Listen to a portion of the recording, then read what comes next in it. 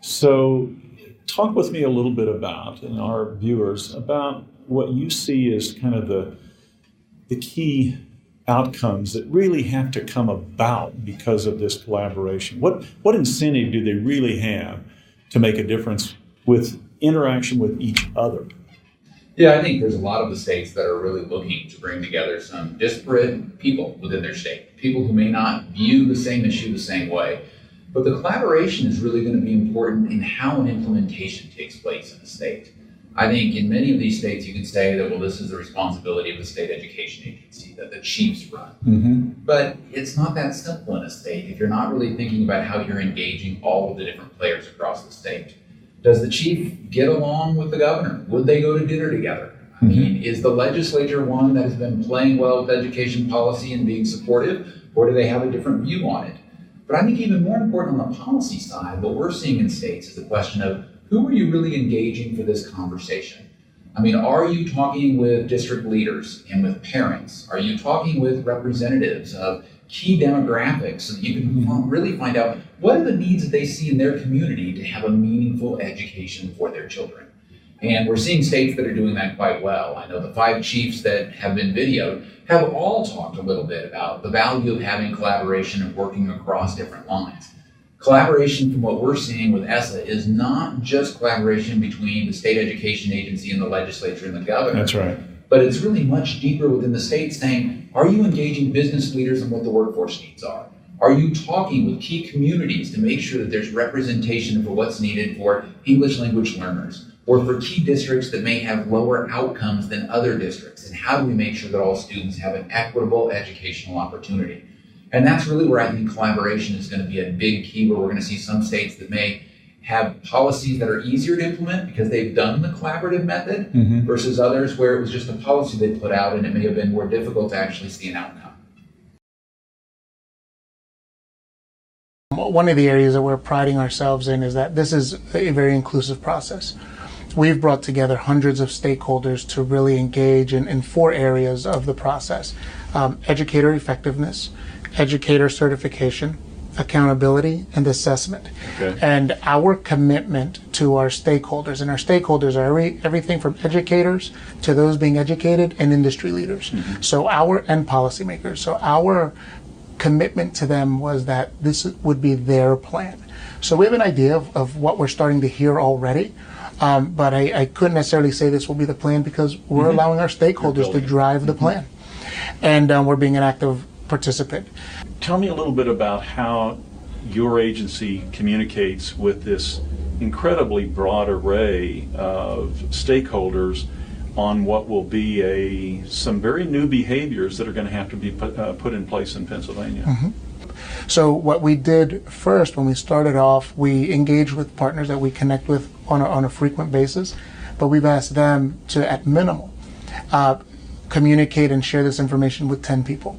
Really? And we've given them the opportunity to share with as many people as Right, they wanted. right. And as a result, it's been amazing. We've been getting a response from our stakeholders, individuals who want to participate, but we've also been very clear this is a working group.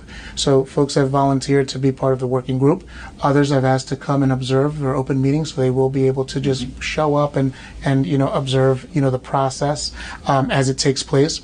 We're engaging very aggressively social media.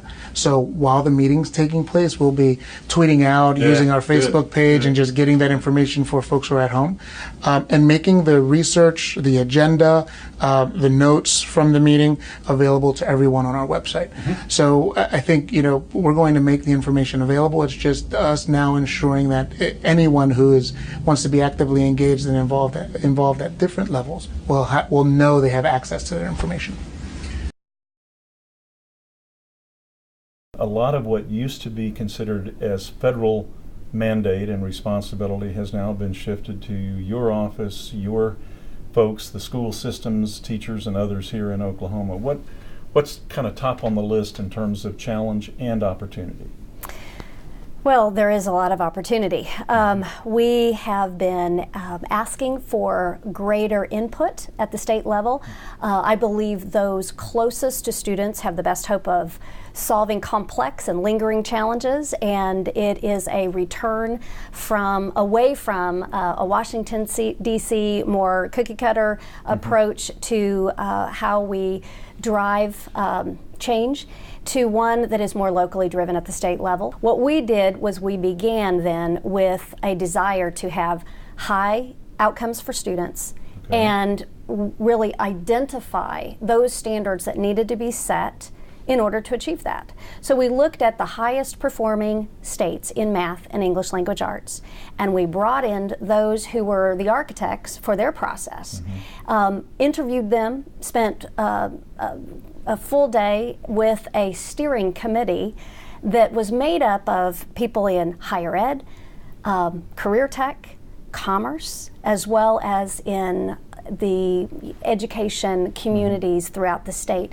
each represented there. And we used that as a launching for a stakeholder-driven, with great expertise as the first focus, but a stakeholder-driven process.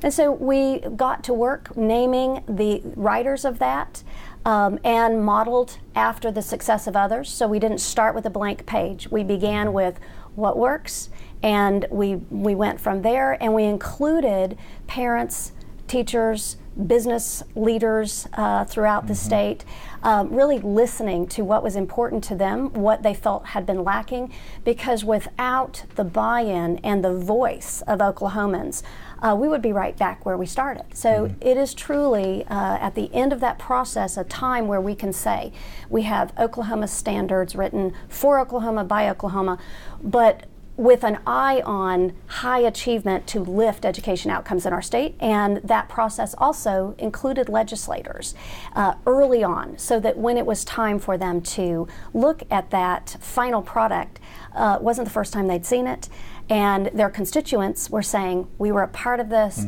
we vetted it, we have confidence, and we're ready to go.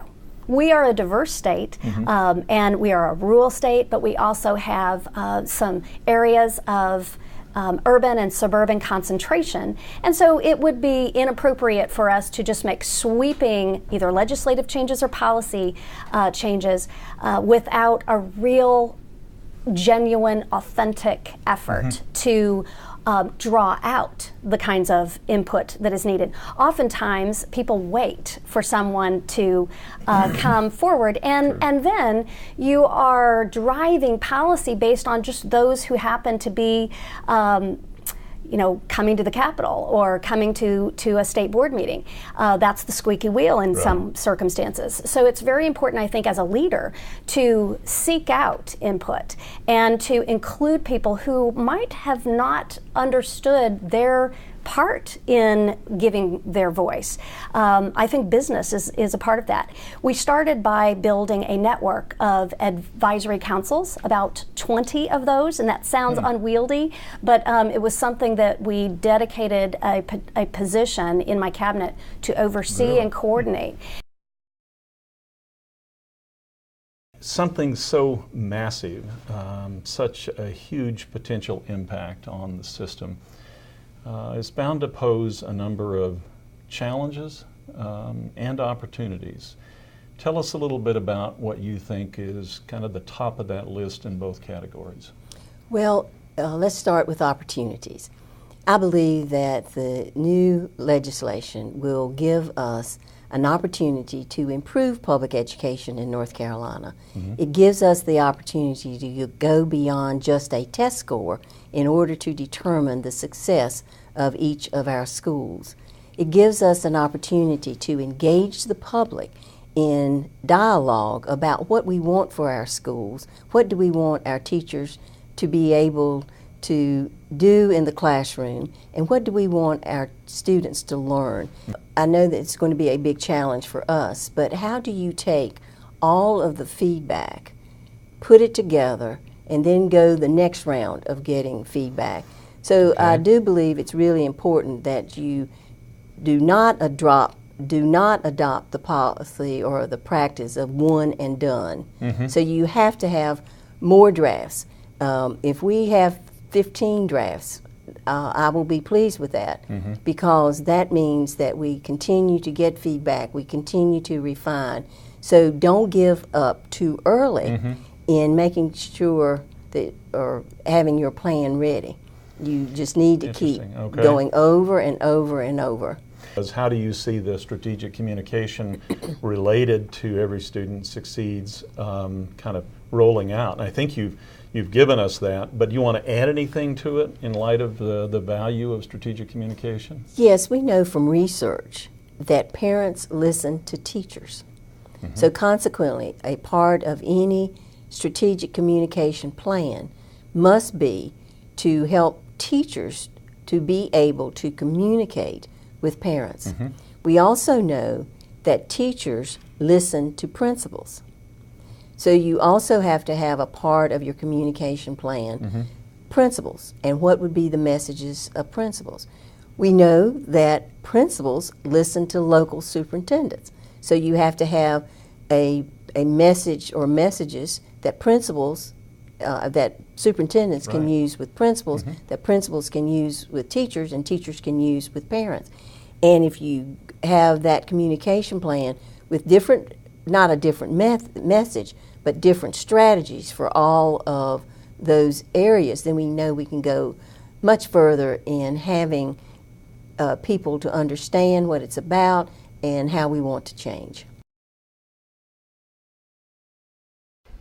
I mean, it sounds kind of corny, but stakeholder ownership, involvement is, it's not easy. You've got a very talented strategic communication team here in this agency. So I feel like we're at a really interesting point in time today when we're having this conversation in early June of 2016. I feel like we're walking into a house that's just about to be renovated. And we're walking through the rooms and we're saying, hey, I think we should do this with this room and this with another room, and you know, we're going to bring other people in the house and think about how do we want to redesign this to make it fit and make it home. And I think things will naturally change as we get into that and bring more people in. And so I think getting folks in there early on to provide that input and to look at it together will be critical. So I think one of the reasons Iowa has been successful in a few areas, particularly our development of a comprehensive teacher leadership system, is because we've taken a consensus building approach that has had a clear vision of what we want to do, but has really brought in people to help shape it. Our TLC system, as we call it, was really the outgrowth of a 25-member task force that met for nearly a year to talk about, if we went down this road, what should the system look like? And so they were able to reach consensus on a number of key recommendations. The department wrote legislation that was largely aligned with the task force recommendations. It went through the legislative process, built stakeholder engagement along the way, and we ended up with our system. We've done that in a number of ways. We also just completed a comprehensive reform of career and technical education in Iowa, and are incredibly excited about the work in CTE and the connection to workforce issues to ensure that Iowans are prepared, both in their knowledge and skills, to take on the jobs of the future here in our state. And so again, that was the outgrowth of a lot of consensus building and the work of diverse constituencies coming together to really form and shape a plan that ultimately was easy for the legislature and for the governor to jump in and support. If you look at our legislation on TLC, you look at the legislation on CTE, both of those passed almost unanimously in both the House and the Senate, and had the governor's signature. So when you get that front end engagement and buy-in, it makes it easier when you get to the critical passage points. And the real, I guess, mark of success is the degree to which practicing classroom teachers come back from this and say, you know, this is not just another, great idea that's been, laid upon us from Des Moines. This is really an opportunity to improve practice and to improve teaching and learning. So, and it sounds like thus far, from what I gather as an outsider, that teachers in Iowa are in fact embracing this as well because they've had some ownership in the creation of the system. Is that an overstatement? It's not an overstatement at all. And so it's exciting. I would certainly also add it hasn't been painless.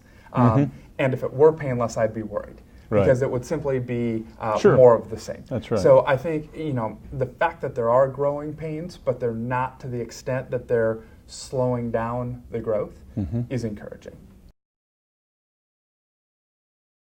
What is it that we should have asked you today that you wanted to share as a message? Probably the business community's involvement. Okay. And because that has really gotten in the education world, from some circles, that seems to be a negative. That the business community is pushing us to create graduates that are good employees, that are good workers, ready to fill a slot on the line somewhere. And my experience is our employers today, our business community in Arkansas, they want the next generation of creators, of innovators. Not someone that just has an education to be able to fill a slot, but someone that gets the type of education that they become the next Bill Gates, or many of the countless thousands of people who are creators that we don't hear about. That are really changing life for the rest of us. In Arkansas, when you have a history of some of the greatest innovators when it comes to the business world, the folks like Sam Walton, J.B. Hunt, Axiom, you look at what's happening in Arkansas, and we're going to take it to the next level. So really the opportunity to engage educators, administrators, the community, that I think that's one of our biggest assets in Arkansas, is now the ability to engage the communities, because if we're going to change the educational culture in our state and really in the nation at large, we have to do a better job of engaging the communities. Education can't be something that just takes place between 8 o'clock and 3:30 at school, 5 days a week, 9 months out of the year. Communities need to realize not only are they wanted, they are needed. And for us to really be successful, that community engagement piece has to be part of it.